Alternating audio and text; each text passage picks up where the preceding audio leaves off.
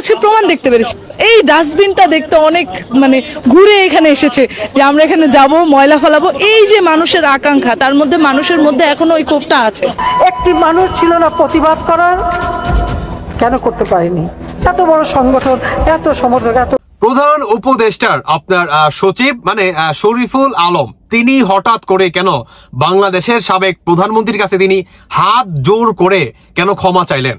কেন হঠাৎ করে তিনি আসলে বাংলাদেশের সাবেক প্রধানমন্ত্রী শেখ হাসিনাকে নিয়ে বই মেলার ভিতরে তিনি ডাস্টবিনে মানে একটা এই ধরনের পোস্ট তিনি কিন্তু তার নিজের ফেসবুক আইডিতে কিন্তু তিনি করেন, কিংবা এইটাকে তিনি শুধরে কেন এত মানে দ্রুত নিলেন? মানে কেন তিনি আওয়ামী লীগের বাংলাদেশের সাবেক প্রধানমন্ত্রী শেখ হাসিনার কাছে তিনি ক্ষমা চাইলেন, এবং আওয়ামী লীগের সাধারণ নেতা পর্যায়ে কিংবা যারা নাকি সমর্থক আছে তাদের কাছে কেন এই প্রধান উপদেষ্টার যে আপনার প্রেস সচিব আছে শরীফুল আলম, তিনি কেন হাত জোর করে মানে বাংলাদেশের প্রধানমন্ত্রী এবং আপনার আওয়ামী লীগের সাধারণ জনগণ কিংবা সমর্থকদের কাছে কেন ক্ষমা চাইলেন দেশবাসীর কাছে? কেন? আর কেনই বা তিনি মানে এই ধরনের একটা পোস্ট করে সেই পোস্টের আপনার 72 ঘন্টার ভিতরে তিনি কেন ক্ষমা চাইলেন? দর্শক বন্ধুরা, তিনি ক্ষমা চাওয়ার পিছনে সবার আগে বলেনি, তিনি তার নিজের ফেসবুক আইডিতে একটা পোস্ট করে, সেটি আপনাদের আমি একটু পড়ে শোনাচ্ছি। সেটি হচ্ছে তিনি বলে যে আমার আসলে বিবেক কাজ করেনি, আমার আবেগ কাজ করছে। মানে বর্তমান বাংলাদেশের যে পরিস্থিতি কিংবা আওয়ামী লীগ কিংবা শেখ হাসিনা যে অবস্থা বানিয়ে রাখছিল, কিংবা হসপিটালে যে অবস্থা মানে বৈষম্য বিরোধী ছাত্র আন্দোলনকারীদের এই অবস্থা দেখে আমি আসলে বই মেলাতে এই ধরনের একটা শেখ হাসিনা ডাস্টবিন বানাতে গিয়ে এবং সেটাকে আমরা পোস্ট করি।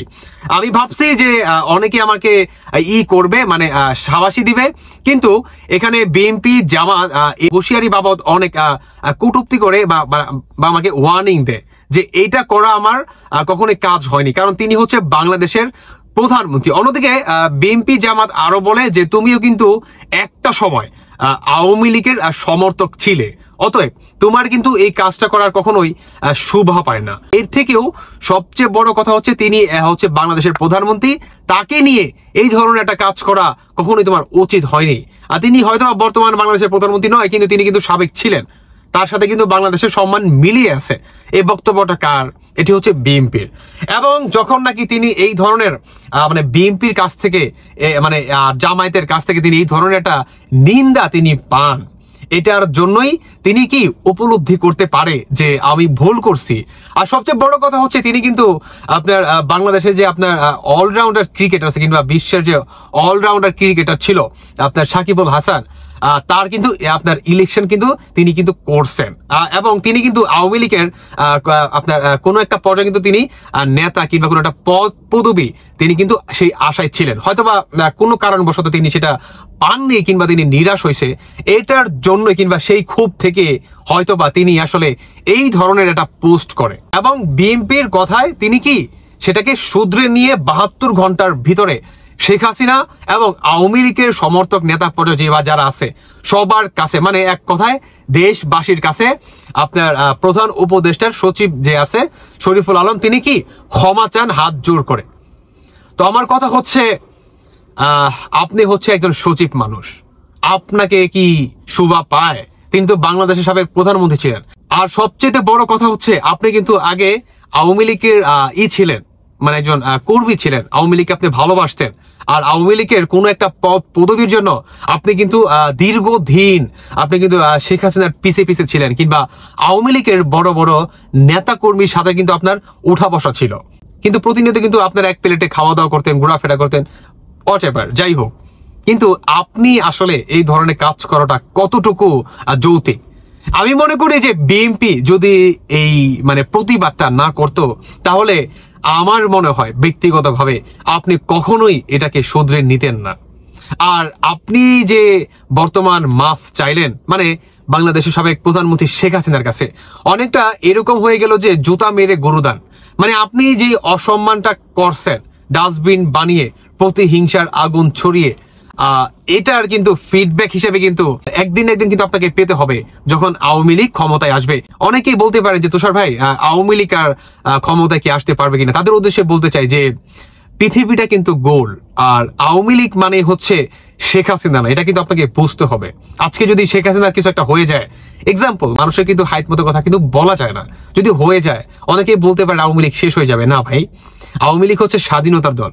আওয়ামী লীগের হাত ধরে বাংলাদেশটা এত দূর আসছে, এমন দেশটা কোথাও খুঁজে পাবে না গো তুমি, সকল দেশের রানী সেজে আমার মাতৃভূমি। এইটা কিন্তু এই আওয়ামী লীগের হাত ধরে কিন্তু আসছে। অতএব আওয়ামী লীগকে যারা নাকি উপরে ফেলতে চান কিংবা একদম জীবন স্তরের মতো আওয়ামী লীগকে নিষেধাজ্ঞা করতে চান এবং বাংলার মাটি থেকে আপনারা শেষ করে দিতে চান, তাদের উদ্দেশ্যে বলতে চাই যে আওয়ামী লীগকে পারবেন না, কখনোই পারবেন না। কারণ আপনি যে মাতৃভূমিতে পাড়া রাখতেছেন এবং আপনি যে মানে স্বাধীনভাবে কথা বলতেছেন কিংবা বাংলা ভাষায় কথা বলতেছেন, নিজের মাতৃভাষায় কথা বলতেছেন এবং নিজের মানে স্বাধীনতা আপনি ফিরে পাইছেন, যেভাবে খুশি সেভাবে আপনি চলতে পারেন, সেটা কিন্তু একমাত্র এই আওয়ামী লীগের কারণে। এটা কিন্তু আপনাকে বুঝতে হবে। আপনার প্রতিটি কদমের পিছনে এই আওয়ামী লীগের অবদান, এই বিএনপির অবদান। অতএব আওয়ামী লীগকে যারা নাকি নিষেধাজ্ঞা করতে চান, আপনাদের উদ্দেশ্যে বলতে চাই, কিংবা এই আপনার প্রধান উপদেষ্টা যে পেজ যে আপনার সচিব আছে আপনার শরীফুল আলম, তাকে বলতেছি আপনি যে কাজটা করছেন এটার পরিণাম আপনি খুব ভয়ঙ্কর ভাবে আপনাকে দিতে হবে, মাস্ট বি, আপনাকে দিতেই হবে। কারণ ভাই আপনি যা করার করছেন, কারণ আপনি তো নিজে থেকে আসেননি, আপনি হচ্ছে বিএনপি জামাত এদের কথায় আসছেন।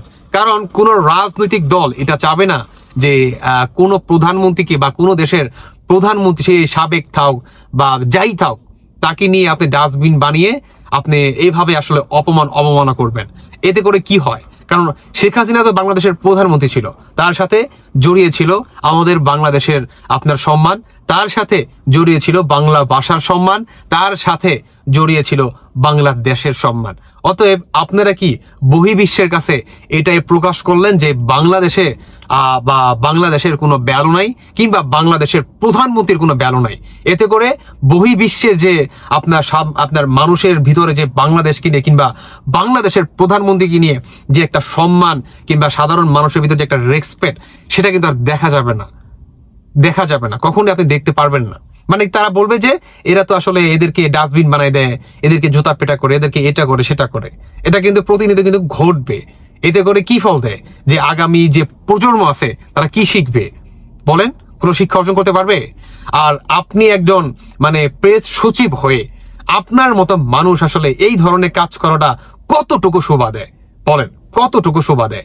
আপনি মানে মৌচাকের মানে ভিতরে আপনি ডিল মেরে এখন আপনি যদি বলেন আই এম সরি, আমাকে মাফ করে দেন, তাহলে কি মৌচাকি আপনার রিভার্স নিয়ে চলে যাবে না তো। কারণ আপনি যে ওনাকে ডিল মারছেন, আপনাকে পাটকেল তো খেতেই হবে, সেটা দুদিন আগে হোক কিংবা পরে হোক, আপনাকে সেটার জবাব খুব ভালোভাবেই দিতে হবে। যতই আপনি আপনার নিজের ফেসবুক আইডিতে আপনি ক্ষমা চেয়ে আপনি মাফ চান কিংবা যাই চান, ওয়াচেভার, সেটার কিন্তু প্রতিফলন কিন্তু আপনি পোহাতেই হবে 100%। আমি সর্বশেষ একটা কথাই বলতে চাই যে প্রতিহিংসার রাজনীতি বাদ দিতে হবে আর এই প্রতিশোধমূলক রাজনীতি বাদ দিতে হবে। যখন আমরা এটাকে বাদ দিতে পারবো, তখনই আমরা সুন্দর নতুন একটি বাংলাদেশ গড়ে তুলতে পারবো।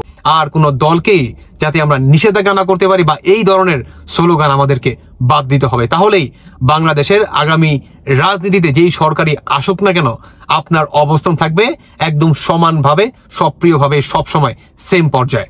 আর আপনি যদি এভাবে ডিল মারতে থাকেন, তাহলে একটা সময় কিন্তু আপনাকে পাটকেলের জন্য কিন্তু আপনাকে ওয়েট করতে হবে। কারণ রিভেঞ্জ বলতে একটা শব্দ আছে কিংবা একটা ওয়ার্ড আছে, এটা কিন্তু আপনাকে বুঝতে হবে। দর্শক বন্ধুরা, বাকিটা আপনাদের ব্যক্তিগত মতামত অবশ্যই জানিয়ে যাবেন। ধন্যবাদ সবাইকে। আল্লাহ হাফেজ, আসসালামু আলাইকুম।